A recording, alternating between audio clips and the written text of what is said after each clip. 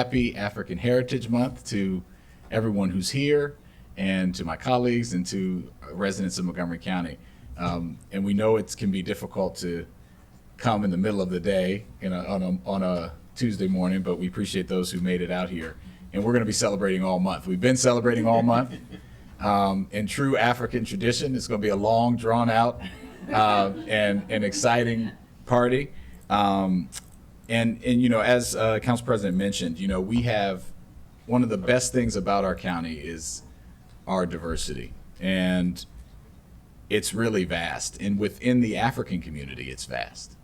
We have every part of the continent of Africa represented, many in this room, but also out in our community. And it's an awesome thing. There's a Nigerian Yoruba proverb that I often tell my kids and talk about. However far a stream flows, it never forgets its origins.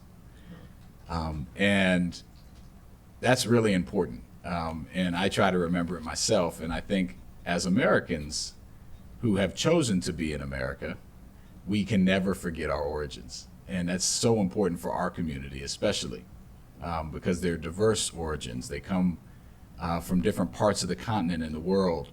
They come with struggle, with progress, with joy, with pain. But we all come together. I've talked about my dad, Olayinka Jawando, quite a bit this month, and he passed away 6 years ago. But he immigrated to this country in 1968 in the midst of two global wars, the Vietnam War and the Biafran Civil War in Nigeria. And America welcomed him. It wasn't easy. Got a scholarship to school. He dealt with discrimination. He struggled with depression, but he persevered, and America had a place for him. He would never go back home. One of the things we always talk about in the African community is everyone's just coming here for a little while, and then we're going back. But we make wherever we are our home, and that's what he did. And that's also a part of the American story. There's so many folks from the African diaspora that have come here fleeing violence, seeking opportunity, looking for refuge, looking for better educational outcomes, success for their families. And that too is a uniquely part of the American story from folks from other places. Africans have brought their traditions to this country and have been here since before the founding of this country, obviously. We held a commemoration a few years ago when I was first elected to the council, commemorating the 400 years since 1619, when the first documented enslaved Africans were brought to this country. And one of the things I loved about that, we had great food then too, and we'll have some today.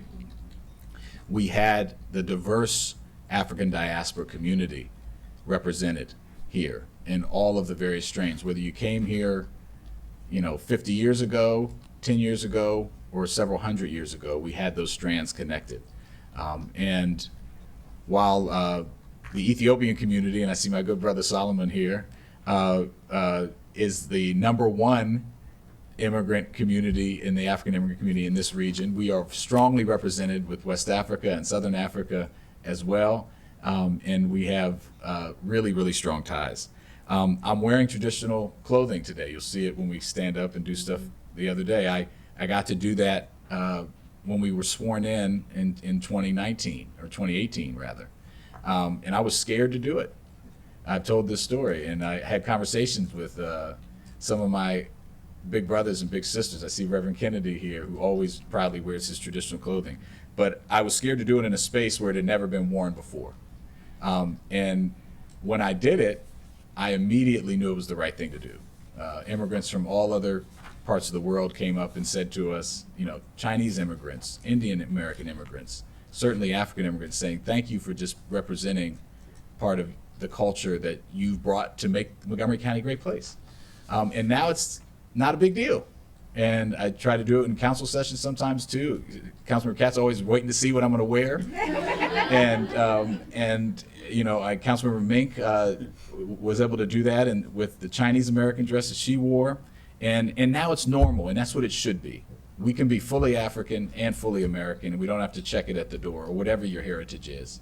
And sure. And part of that is celebrating our great diversity, and not just celebrating it, but making sure everyone here has a place and has access to resources and opportunity, and their kids can succeed.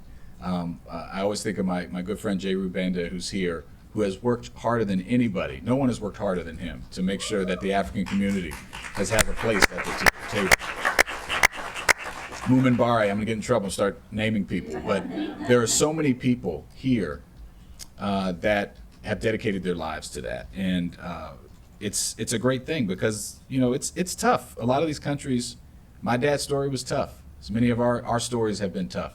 Our countries are dealing with things right now on the continent of Africa, and it's tough for many of us.